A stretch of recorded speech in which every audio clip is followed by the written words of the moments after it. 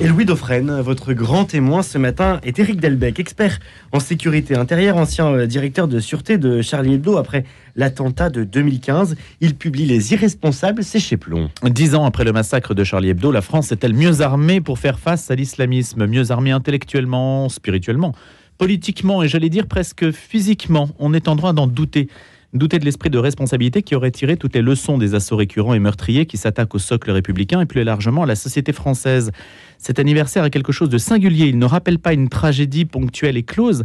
Les attentats de 2015, si on exclut le cas de Mohamed Merah en 2012, inaugurent un cycle de violence dont on se demande aujourd'hui comment on pourrait y mettre fin. D'autant que les incubateurs de cette menace sont nombreux sur notre sol et que selon Bruno Retailleau, les services de renseignement ont déjoué pas moins de 9 attentats sur le sol français, dont 3 visaient spécifiquement les Jeux Olympiques, il l'a dit donc tout récemment, et que selon Éric Delbecq, pas moins de 150 projets d'attentats ont été déjoués depuis 10 ans. Bonjour Éric Delbecq. Bonjour. Auteur des Irresponsables. Qui sont-ils ces irresponsables? Ils sont nombreux, on a du mal à faire le compte. Ils sont nombreux à l'échelle d'un petit milieu. Je ne dis pas qu'ils sont nombreux à l'échelle de notre pays, parce que je crois que les Français sont plutôt globalement assez Charlie, comme l'on dit, comme l'on disait, comme on dit aujourd'hui. En revanche, les irresponsables, il y en a dans le monde en général de l'intelligentsia, à défaut de le définir autrement, qui est fait de certains intellectuels, artistes, académiques, bien évidemment des politiques. Est-ce que vous les nommez? Lesquels j'en nomme quelques-uns. Si vous voulez un nom, en tout cas un nom collectif, c'est vrai que LFI se pose là en matière d'irresponsabilité, mais je peux vous donner des exemples encore plus concrets qui ne sont pas simplement liés à Charlie. Quand je lis un article d'un journaliste, entre guillemets, de Télérama qui ose dire que Boualem Sansal et Kamel Daoud sont des figures révérées de l'extrême droite, quand que je lis qu'un pseudo-doctorant traite Samuel Paty d'islamophobe, quand je lis certains ouvrages dédiés à la problématique, et y compris qui postulent que les radicalisés qui sont en prison sont vraiment des pauvres gens très maltraités par notre système, on voit que l'irresponsabilité elle est quand même diffuse. Bien évidemment, il y en a chez d'autres politiques, il y en a chez des dirigeants d'organisations, certains hauts fonctionnaires. Alors, autant vous avez des hauts fonctionnaires tout à fait résolus,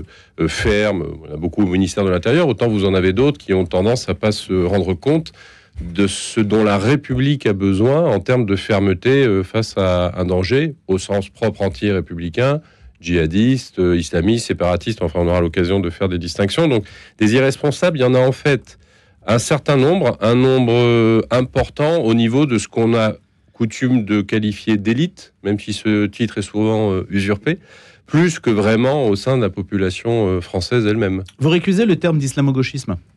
Alors, c'est pas que je récuse parce que j'utilise moi-même, parce que j'ai pas trop le choix. Je vois bien la réalité pratique que ça désigne. Je les vois. Je suis capable de dire un tel ou un tel me paraît appartenir à cette galaxie de pensée.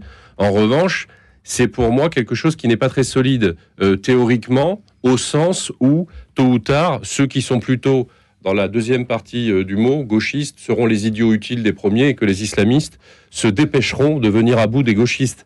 Donc, conceptuellement, c'est pas très cohérent, mais pratiquement, effectivement, il y a des islamo-gauchistes, c'est-à-dire des gens qui ont remplacé la grande figure salvatrice, mythique et illusoire du prolétariat avec un grand P, par les musulmans, en se trompant au passage, parce que bien évidemment, musulman n'est pas un synonyme d'islamiste. Parce que l'islamisme, c'est jamais que la version 21e siècle du totalitarisme qu'on a connu au siècle précédent. Éric Delbecq, pourquoi avez-vous été choisi pour être le directeur de sûreté, le directeur de Charlie Hebdo, de la sécurité de Charlie Hebdo? Parce que j'ai eu de la chance. Plus sérieusement, parce qu'il fallait des personnes, alors j'étais pas le seul possible, bien qu'on n'ait pas été nombreux, pour être un peu un mouton à 5 pattes, parce qu'il fallait connaître à la fois le monde de l'administration, et en particulier du ministère de l'Intérieur. Il fallait avoir une familiarité avec le monde du privé. Il fallait bien connaître la sécurité privée. Il fallait être un peu un analyste de ce type de menaces et être capable de faire beaucoup de choses assez différentes, et y compris de l'interfaçage public-privé entre les policiers, notamment les policiers du SDLP qui ont une grande responsabilité dans ce dossier, et puis Charlie.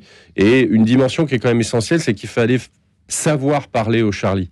C'est-à-dire que les journalistes et les survivants de Charlie Hebdo ont quand même une culture spécifique. En plus, ils ont vécu quelque chose d'absolument atroce et tragique. Et donc, il fallait être capable aussi de faire de la sûreté de manière un peu, humaine. Et on n'était peut-être pas trop nombreux à pouvoir essayer de le faire dans un contexte comme celui-là, avec des journalistes qui avaient cette identité-là. Comment vivent-ils ? Mal, au sens où ils ont un style de vie qui est absolument incroyable pour la majorité des gens. Et encore plus pour des journalistes, puisqu'ils travaillent dans un bunker dont ils ne peuvent pas donner l'adresse, avec des technologies de sûreté assez de pointe pour justement ne pas subir d'agression. Ils vivent en permanence avec des gens armés, que ce soit des policiers ou des gardes armés privés. D'autres agents de sécurité qui sont là, bien évidemment, pour l'entretien, la maintenance, le fonctionnement de ce site, et que rien dans la vie ne peut être spontané. Ils ne peuvent pas aller dans un café, rencontrer une personne qu'ils vont interviewer, ils ne peuvent pas aller n'importe où en reportage sans avoir un dispositif de sûreté majeur, ils ne peuvent pas se balader dans la rue seul. Par exemple, un homme comme Rhys ne peut pas descendre de chez lui dans la rue pour se promener. Il ne peut pas prendre le bus, il ne peut pas prendre le métro, il ne peut pas se dire « tiens, je vais aller dans ce petit resto ». Rien ne peut être spontané. Je ne peux pas l'inviter le matin, par exemple. Ça va être compliqué. Ou alors, ça va nécessiter une infrastructure un petit peu difficile et vous risquez d'être un peu envahi dans vos locaux. Mais est-ce que je peux aller le voir ? Non plus. Vous pourrez le voir dans des endroits spécifiques ou éventuellement vous pourrez le voir ici, mais à des conditions particulières de sécurité. Mais en tout cas, ce sera difficile, ce sera compliqué. Et vous ne pourrez certainement pas le voir dans ces locaux. Combien de temps ça va durer ? Personne ne sait répondre à cette question, mais il est probable que ça dure encore très longtemps. Et ça dure déjà depuis 10 ans. Donc il faut, en plus on imagine la force morale qu'il faut pour supporter un tel dispositif. Ça fait de Rhys déjà en soi quelqu'un d'exceptionnel et quelqu'un qui a une haute conscience de la mission qui lui incombe. Est-ce que vous partagez, Eric Delbecq, des moments de leur vie quotidienne ? J'en ai partagé, bien évidemment, pendant plusieurs années. Et c'est pour ça que j'ai le plus grand respect et la plus grande affection pour eux, parce que c'est difficile. Et c'est difficile en particulier pour Rhys ou Coco, qui était vraiment la dessinatrice, Coco, qui était vraiment dans l'action, même si ce mot est atroce. On se rappelle que Coco, elle a été menacée pour ouvrir la porte, donner le code. Et donc, c'est toujours des moments qui étaient chargés, qui étaient profonds. Il n'y a pas de place avec eux pour l'artificiel, en fait. Et ça aussi, c'est quelque chose d'assez formidable dans le fond. Et c'est un peu d'espoir au fond du tragique. Eric Delbecq, le djihadisme, où commence-t-il précisément ? Parce que si on doit essayer de comprendre ce qui s'est passé il y a 10 ans, on essaie aussi de saisir le phénomène dans sa dynamique, puisque aujourd'hui, ce n'est pas un phénomène qui est terminé, mais qui est plutôt en expansion. Comment le définissez-vous ? Il commence très tôt. C'est-à-dire qu'à partir du moment où on adhère à une idéologie qui s'appelle l'islamisme, qui est un tout, qui est un bloc, comme on disait du temps de la Révolution française, enfin, au 19e siècle, quand on parlait de la Révolution française, l'islamisme, c'est un bloc. C'est-à-dire que vous en acceptez les prémices, et tôt ou tard, vous serez soit acteur de la violence, soit complaisant envers cette violence. Donc vous êtes très tôt un djihadiste au sens où vous êtes intégré à ce projet. Le djihadisme, il est défini dès les années 30 par les frères musulmans, Hassan al-Banna, leur chef, et Saïd Qutb, leur grand inspirateur idéologique, qui a une conception extensive du djihad. Le djihad, ça peut être le plus beau mot possible dans la religion musulmane, puisque c'est l'effort spirituel vers ce que nous avons dans toutes les religions. Donc en soi, c'est pas le problème, c'est quand on en fait un instrument politique et que ça devient un combat. Et en l'occurrence, à partir du moment où on a, y compris sur notre territoire, bien évidemment, des islamistes qui mènent un combat anti-républicain, ce sont déjà des djihadistes. Donc très concrètement, un séparatiste qui veut créer des enclaves sur le territoire national, c'est un djihadiste. Un jeune abonné sur TikTok à l'un des influenceurs qui s'est fait arrêter. Il est sur ce chemin. Il n'est peut-être pas encore lui-même. En tout cas, l'influenceur, lui, il en fait partie, très clairement. Un Sefrioui qui pousse à l'assassinat de Samuel Paty, parce que d'une manière ou d'une autre, il y pousse, c'est un djihadiste. Et donc, il a été condamné avec grande raison. Imzalan, qui appelle à l'intifada dans les rues, c'est un djihadiste.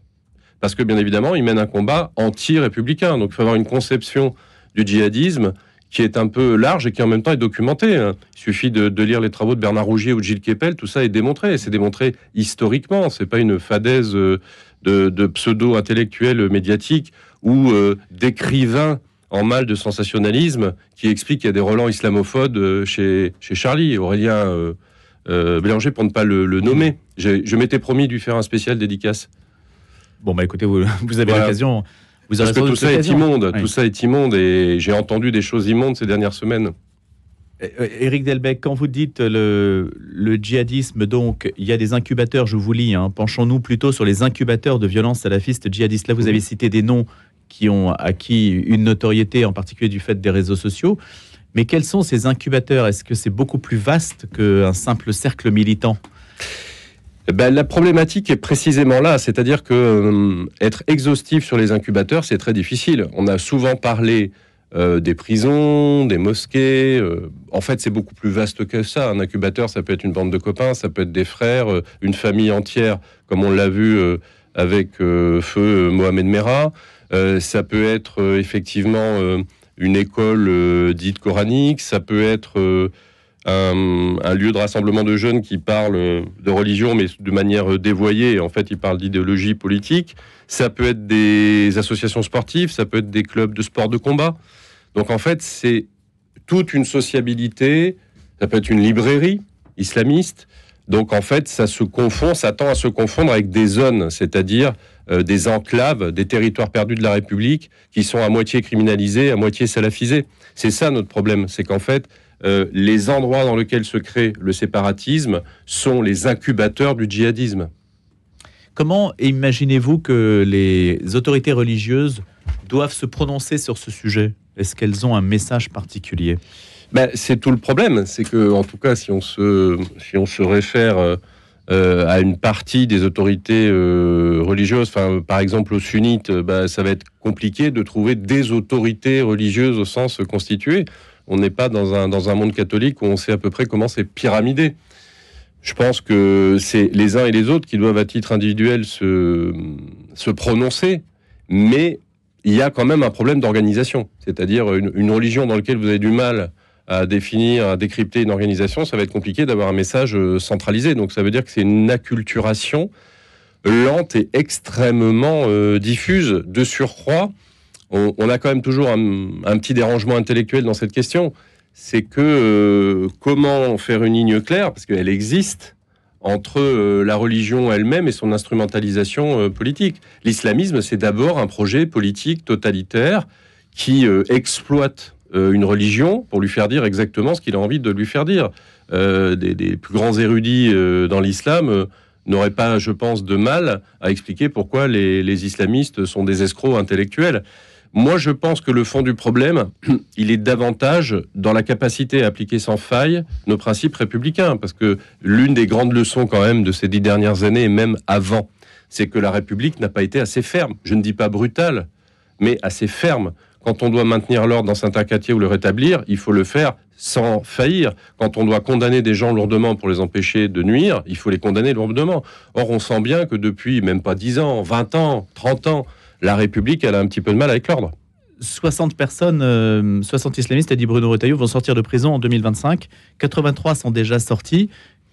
Quelles leçons tirer de ce qui est tout simplement la fin de leur peine?